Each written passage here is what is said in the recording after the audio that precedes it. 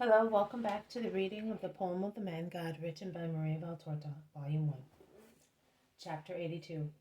Judas Iscariot tells how he sold Aglae's jewels to Diomedes. 19th January 1945. The marketplace in Jericho. It is not morning, but evening, a very warm summer evening at sunset.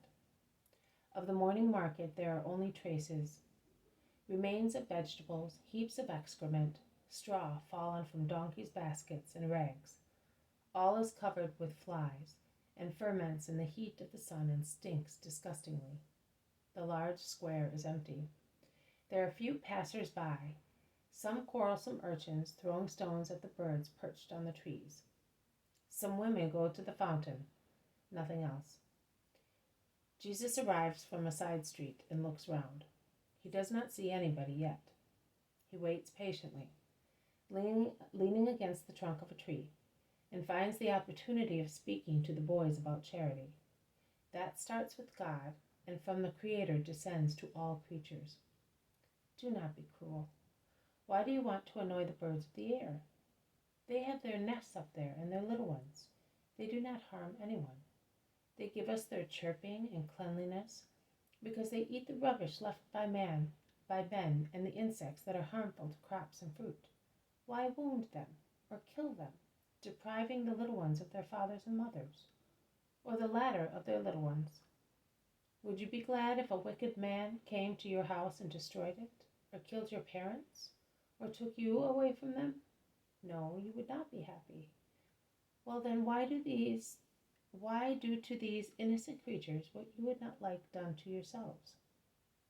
How will you refrain one day from doing harm to men if, children as you are now, you harden your hearts and hurt defenseless, kind, little creatures such as these birds? Do you not know that the law says, love your neighbor as yourself? Who does not love his neighbor does not even love God. And who does not love God, how can he go to his house and pray to him? God might say to him, and he does say it in heaven, go away, I do not know you. You, my son? No, you are not. You do not love your brothers. You do not respect in them the Father who created them. So you are not a brother and a son, but an illegitimate child, a stepson to God, a stepbrother to your brothers. See how the eternal Lord loves? In the cold months, he makes his little birds find the barns full of hay, so that they may nest there. In the hot months, he protects them from the sun with the foliage of trees. In winter, the corn in the fields is just covered with earth, and it is easy for them to find the seed and nourish themselves. In summer, they quench their thirst with the juice of fruits, and they build solid, warm nests with hay and the wool left on brambles by sheep. And he is the Lord. You little men created by him, like the little birds, and therefore they're brothers in creation.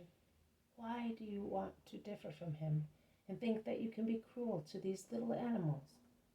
Be merciful with everybody, not depriving anyone of what is due to one, both amongst men and animals, your servants, your friends, and God.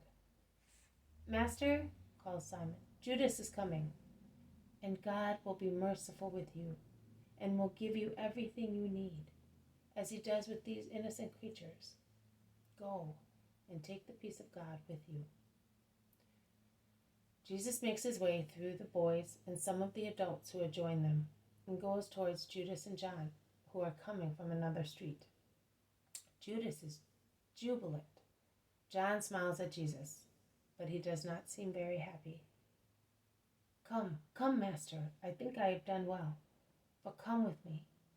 It is not possible to speak here in the street. Where, Judas? To the hotel. I have already booked 4 rooms. Oh, nothing special, don't worry. Only to rest in a bed after so much discomfort and all this heat, and to have a meal like men and not like birds perched on branches, and also to talk in peace. I sold the Jews very well, didn't I, John?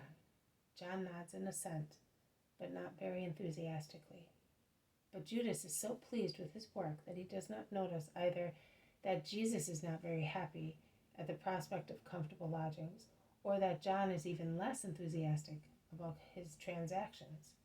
And he goes on, as I had sold at a higher price than I had estimated, I said, it is fair that I should take a small amount, 100 coins, for our beds and meals.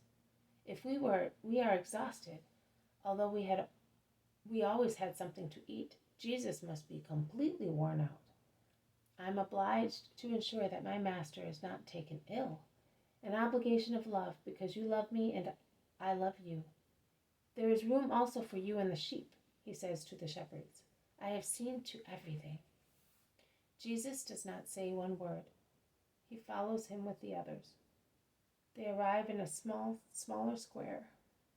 Judas says, see that house without any windows, opening on the street, and with such a narrow little door that it looks like a fissure? It's Diomedes, the gold beater's house. It looks like a poor house, doesn't it? But there is enough gold in there to buy the whole of Jericho. And Judas laughs maliciously. Amongst all that gold, many jewels and plates can be found, as well as other things belonging to the most influential people in Israel. Diomedes, they all pretend they do not know him, whereas they are all acquainted with him, from the Herodians down to everybody. On that plain, smooth wall, one could write, mystery and secret. If those walls could speak, then you would not be scandalized at the way I negotiated this business. John, you would die choked with amazement and scruples. By the way, listen, master, never send me again with John on certain business. He almost ruined everything. He cannot take a hint. He cannot deny things, whereas with a shrewd man like Diomedes, one must be quick and outspoken. John grumbles. You were saying certain things, so unforeseen and so, yes, master, do not send me again. I am only good at being kind and loving. It is most unlikely that we shall ever need such transactions again, answers Jesus very seriously. That is the hotel over there. Come, master, I will do the talking, because I arranged everything. They go in, and Judas speaks to the landlord, who has the sheep taken to a stable, while he himself takes the guests into a little room where there are 2 mat beds, some chairs, and a table already laid. He then withdraws. This has been a reading from The Poem of the Man God, written by Maria Valtorta, Volume 1, Chapter 82, Part 1. Judas Iscariot tells of how he sold Aglae's jewels to Diomedes. Thank you for listening. I will see you tomorrow. May God bless you, and may peace be with you.